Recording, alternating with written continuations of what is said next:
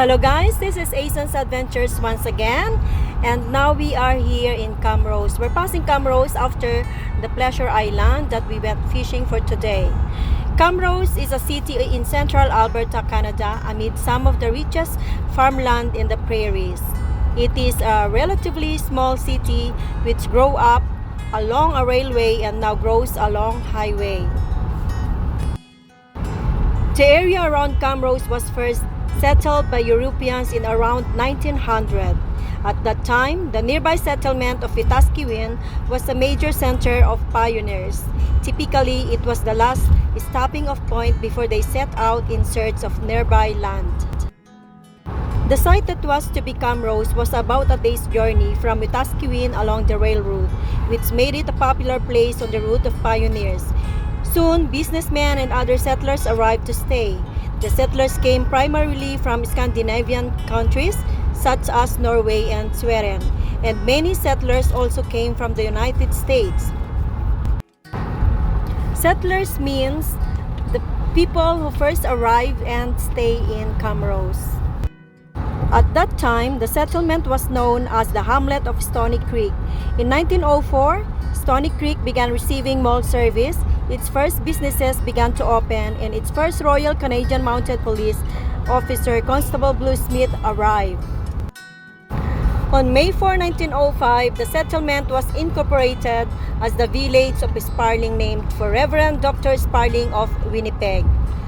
However, because the name was often confused with Sparling and Sterling, in 1906, the village council renamed the settlement to Camrose.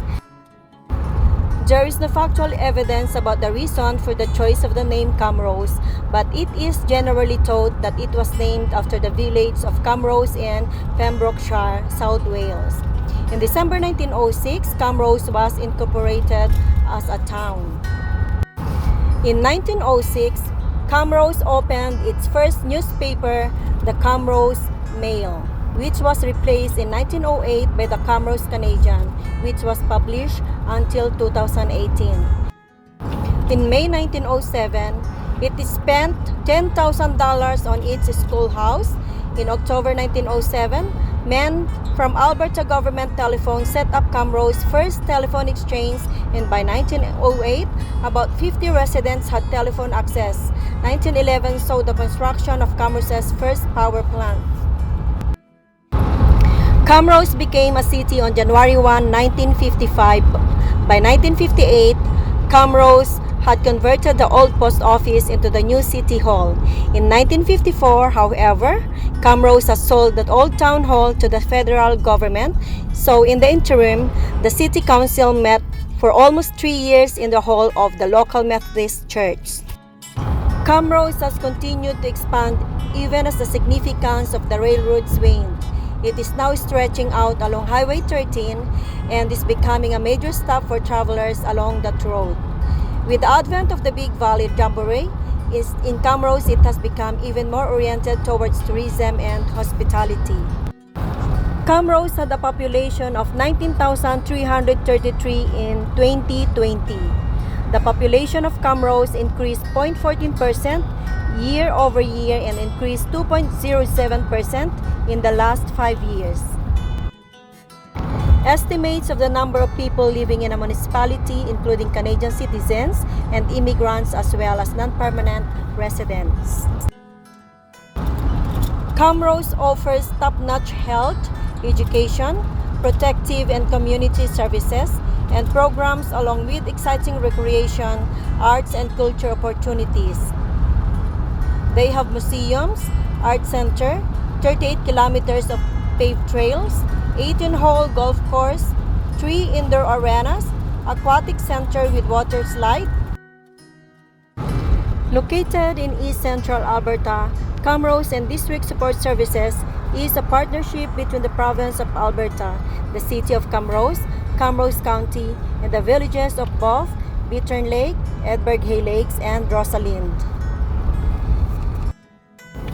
Indigenous peoples and treaties. Camrose is located on the traditional territory of the Siksika-It Sitapi, means Blackfoot Confederacy. Camrose is a major regional center with ample educational opportunities, housing, health services, and recreation.